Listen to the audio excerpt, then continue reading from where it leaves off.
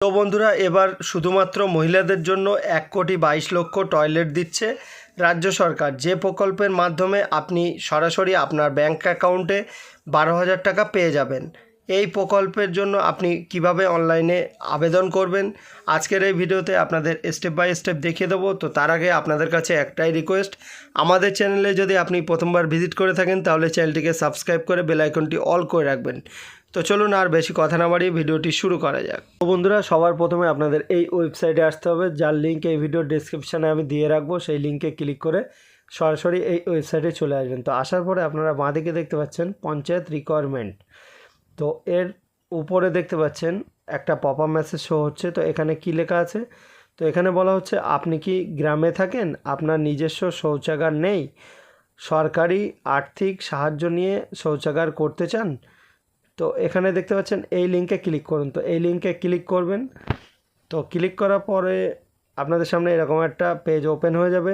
তো এখানে আপনাদের প্রথমে রেজিস্ট্রেশন করতে হবে। তো রেজিস্ট্রেশন কিভাবে করতে হবে তার ফুল প্রসেস আপনাদের নেক্সট ভিডিওতে দেখিয়ে দেবো। তো প্রথমে আপনারা কি করবেন, এখানে মোবাইল নাম্বার দেবেন, তারপর গেট ওটিপিতে ক্লিক করবেন। তো মোবাইলে একটি ওটিপি পাঠানো হবে, সেই ওটিপিটা এখানে দেওয়ার পরে লগ ইনে ক্লিক করবেন। তো যেহেতু আমাদের রেজিস্ট্রেশন করা আছে, তো এর জন্য আমরা লগ ইন করার পরবর্তী স্টেপ আপনাদের দেখিয়ে দিচ্ছি।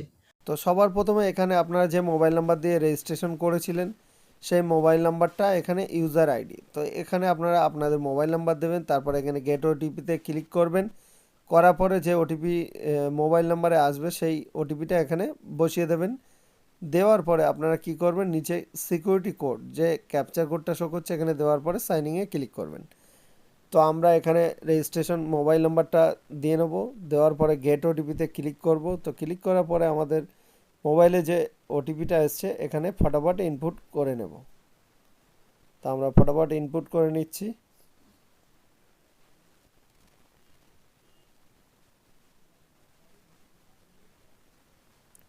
তারপরে এখানে ক্যাপচার কোড যেটা শো করছে সেম টু সেম এখানে দিয়ে দেবো। দেওয়ার পরে সাইনিংয়ে ক্লিক করব। তো সাইনিংয়ে ক্লিক করার পরে এখানে আপনাদের সামনে এরকম একটা ইন্টারফেস চলে আসবে। তো এখানে আপনারা যে ডিটেলস দিয়ে রেজিস্ট্রেশন করেছিলেন সেটা এখানে শো হবে। তো শো হওয়ার পরে আপনারা কি করবেন, অ্যাপ্লিকেশন করার জন্য আপনারা বাঁ দিকে ট্যাপ করবেন। ট্যাপ করার পরে নিউ অ্যাপ্লিকেশন, নিচে ভিউ অ্যাপ্লিকেশন। তো আপনারা অ্যাপ্লিকেশন করার পরে স্ট্যাটাস কিভাবে দেখবেন, তো এখান থেকে আপনারা অ্যাপ্লিকেশন করার স্ট্যাটাসটা আপনারা চেক করতে পারবেন। তো যেহেতু আমরা নিউ অ্যাপ্লিকেশন করব, তো এখানে নিউ অ্যাপ্লিকেশনে ক্লিক করলাম।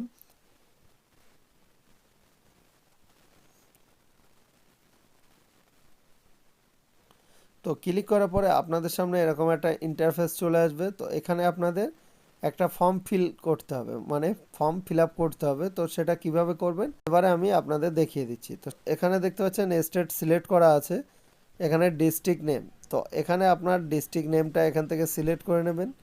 তো এখান থেকে ডিস্ট্রিক্ট নেম সিলেক্ট করার পরে এখানে ব্লক নেমটা সিলেক্ট করে নেবেন। তো আমরা এগুলোকে ফিল আপ করে নিচ্ছি।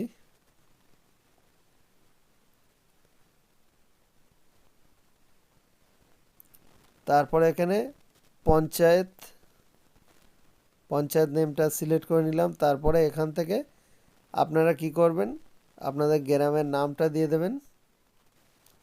তারপরে এখান থেকে আপনার যে পাড়াটা আছে সে পাড়াটা, গ্রামের যে পাড়াটা আছে সে পাড়াটা এখান থেকে আপনারা সিলেক্ট করে নেবেন। তো আমরা এখান থেকে সিলেক্ট করে নিচ্ছি।